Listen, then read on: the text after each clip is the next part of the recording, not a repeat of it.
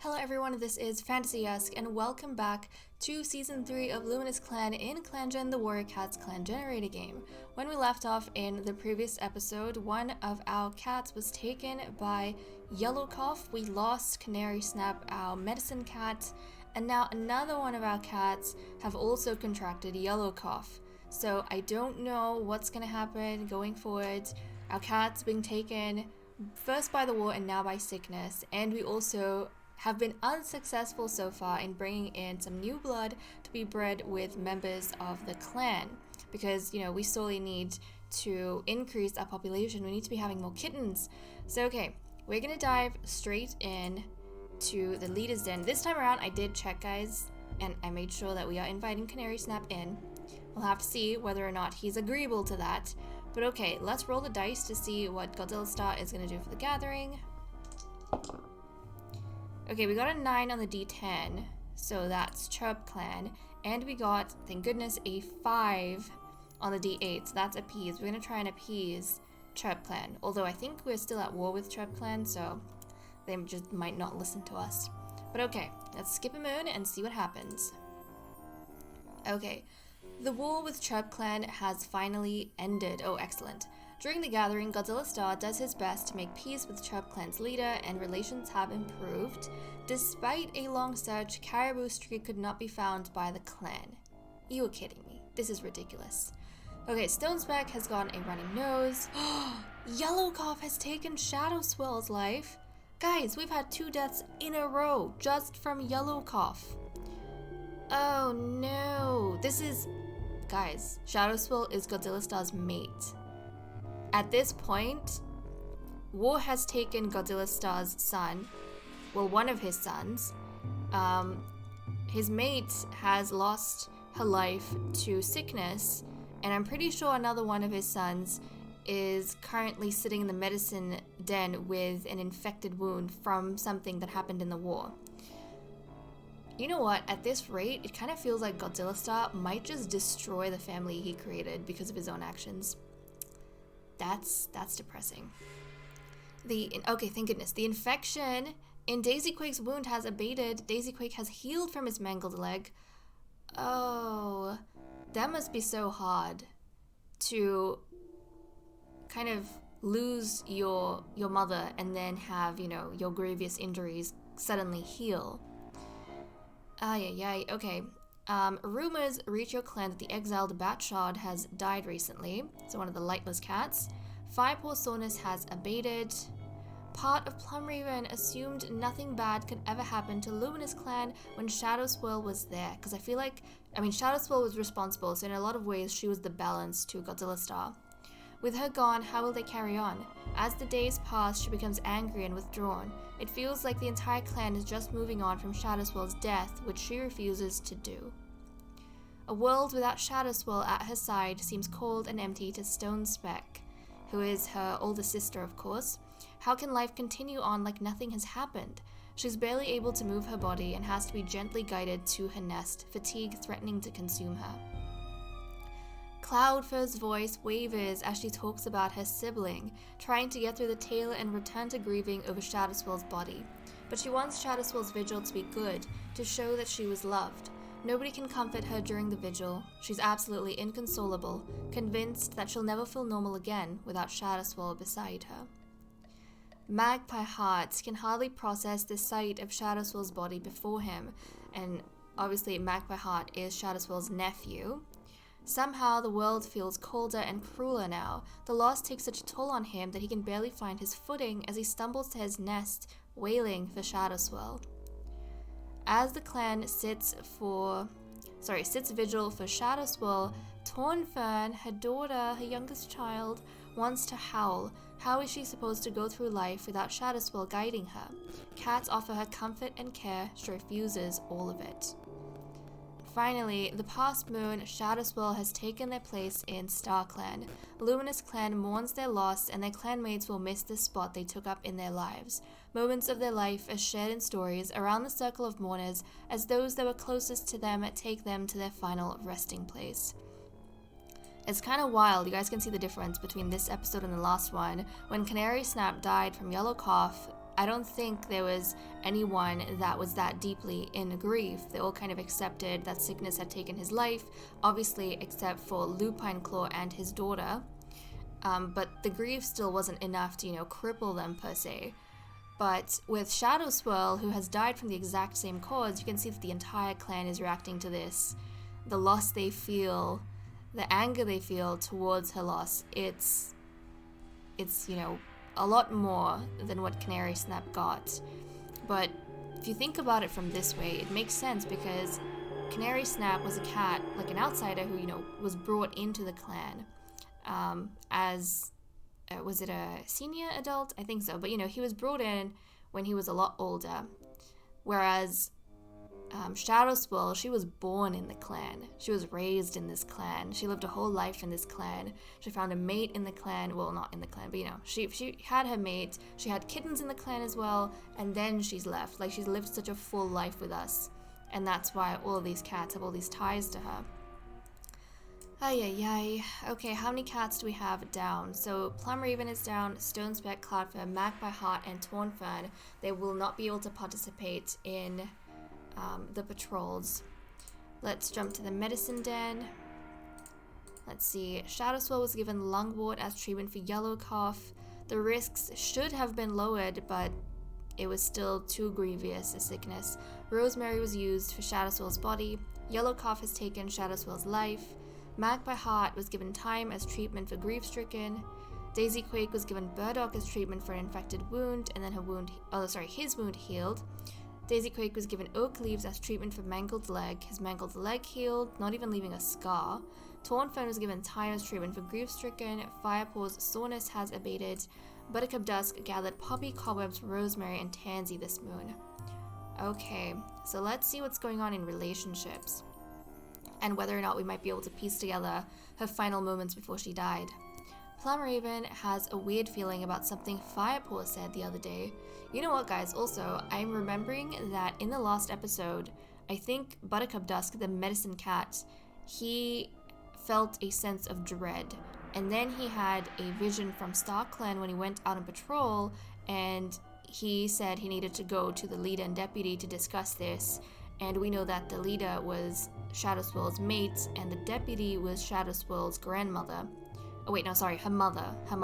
So I wonder if, as the medicine cat, he kind of saw Shadow Swirl and her condition, and felt that, something wasn't right, and then he had a dream which kind of confirmed it.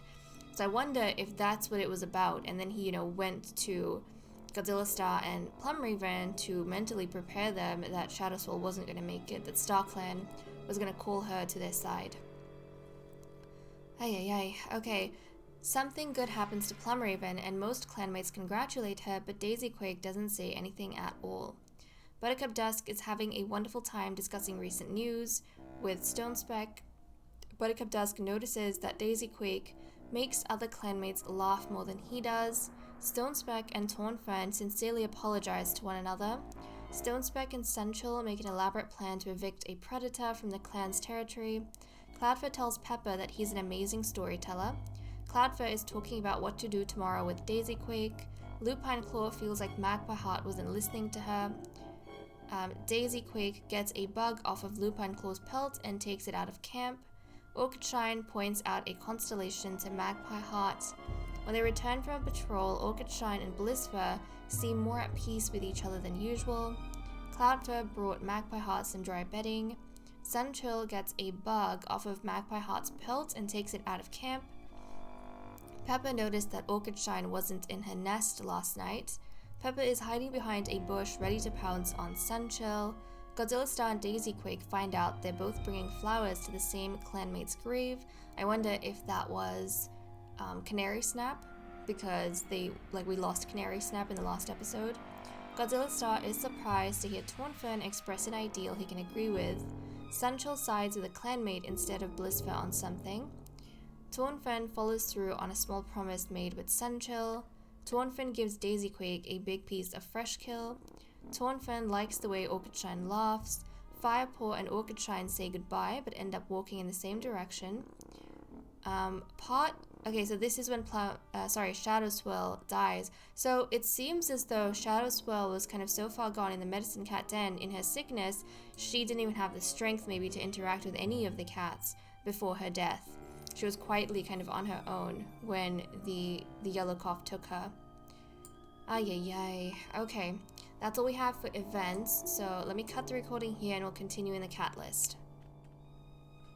Okay, time for us to resume with the cat list. First up, we have loyalties. There has been a switch. Magpie Heart has now become loyal to Godzilla Star. And I think what's going on here is maybe Magpie Heart is kind of craving a sense of security as a nervous cat with all of the deaths happening, and the one cat that you would typically look towards in a time when you feel really lost is the leader. And I think that's why Magpie Heart has become loyal to Godzilla Star. It's not necessarily because he thinks that Godzilla Star is the best leader there is, or that he is, the right cat to be leading Luminous Clan, but I think Magpie Heart just needs someone to look up to. He needs someone to give him strength, and I think for that reason he is becoming or being loyal to Godzilla Star at this point in time. So that was the only kind of change we had in terms of loyalties, and I actually noticed something interesting when I was going through relationships, and it had to do with Magpie Heart. So Magpie Heart, guys, actually resents his cousin Blissfur, who is loyal. And she's also someone known to go kind of back and forth on her loyalties. Now, I was wondering where this resentment comes from, and a lot of the things that I noticed in the notes over here was, for example, that, let's see, Magpie Heart was complaining that Blissfur never does anything helpful, and then Blissfur, she wouldn't give up a warm sunny spot for Magpie Heart. Those were the kind of things that I was noticing in their interactions, and I think what's happened between the two of them, it's a little bit of cousin rivalry, but I think it's also the fact that Blissfur, who is the Bliss Princess and graduated at the top of her badge, there's a lot of things that she is able to do kind of flippantly and according to her wishes, and she doesn't really have to kind of back down because she's got that status of being a princess. Whereas Magpie Heart, he didn't perform the best in his batch, and he is a nervous cat. So I feel like sometimes there are things that both of them want, but he always has to step back or back down because Blissfur, is the better cat, so to speak. And I think because of that, he has come to kind of resent her. And even so far as, the loyalties that she has, like some moons she supports Godzilla Star, other moons she doesn't really, but she doesn't feel the need to rely on anyone ever. And I think even that Magpie Heart finds to be an envious quality of hers because he's not confident enough to do anything without any sort of support system. He always needs something or someone to rely on.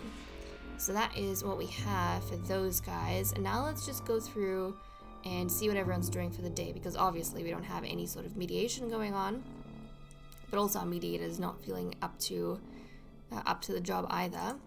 So let's see. Godzilla Star recruits Buttercup Dusk into a scheme. Okay. Plum Raven is bounding through the territory, scaring away all the prey. Buttercup Dusk doesn't think he will ever be the same without Shadow Swirl. But he knows that the cats are relying on him, and he has to, keep working through this. Stone Speck explores the territory with Buttercup Dusk. Cloudfur tries to set a good example for young cats. Magpie Heart daydreams about being a warrior in Tiger Clan. And I love that, we can interpret this as maybe him dreaming and wishing that he were a stronger cat. Lupine Claw tries to set a good example for younger cats, so she is hanging out with Cloudfur, her aunt. Orchidshine is talking to herself. Sunchill wants to critique Blissfur's fighting techniques. Okay, he's wanting to critique his sister's fighting techniques, his older sisters. Blissfur is determined to protect her loved ones, now more so than ever. Tornfern enjoys the warmth of New Leaf. Daisy Quake hides a scrap of Shadow Swirl's fur under his nest to cling to. Oh, that's heartbreaking. And the thing is, he was the favored child of Shadow Swirl. You know, so I can see how it would hit him quite hard. Firepaw tries to recite the warrior code from memory, and Pepper is complaining about thorns in his nest. So that is all we have for the cat list. Let us cut the recording here and continue with patrols. Okay, let us resume with our patrols. First up, we have the medicine cat going out, Buttercup Dusk. Worried about his stores of burdock and anticipating the plant's new leaf growth, Buttercup Dusk heads out to replenish the clan's stocks. Proceed. Maybe he's just coming down with a runny nose, but Buttercup Dusk doesn't manage to sniff out any burdock, and it feels like a wasted afternoon. So he did not manage to get anything done. And it seems as though we're going to have a patrol of 6 and a patrol of 1. We haven't had, like, this few cats to work with in a long time. We currently have 165 prey, and we need 37. So first up, we have, okay, Sunchill, Daisy Quake, Orchid Shine, Godzilla Star, Firepaw, and Blissfur.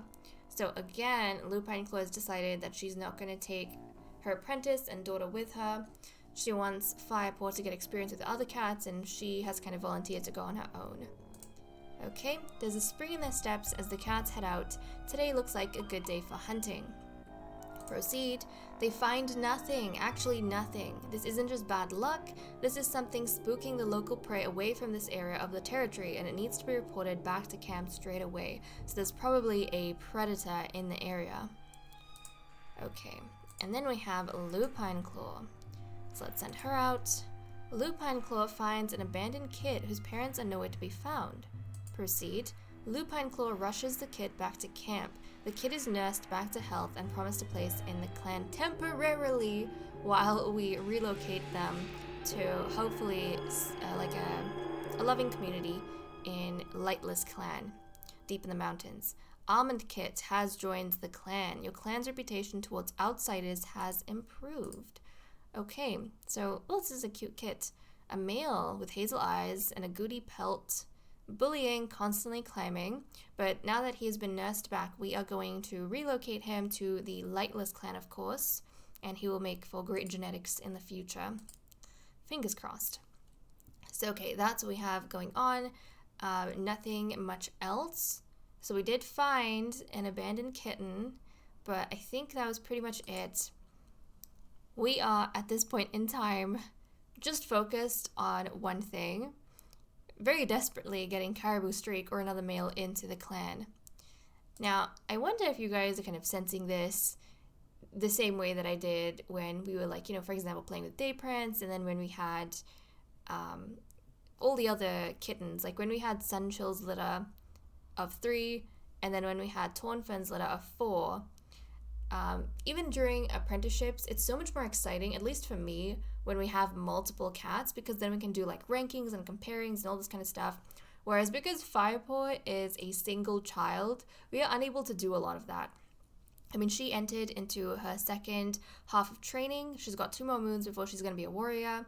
Maybe things will start getting more exciting for her from that point on, but it's guaranteed that she is going to be the Fire Princess. She's going to graduate as the Fire Princess as long as she survives her adolescence. But okay, guys, with that said and done, I'm going to leave off here. Thank you so much for watching. I hope you all enjoyed, and I will see you all next time. Bye-bye.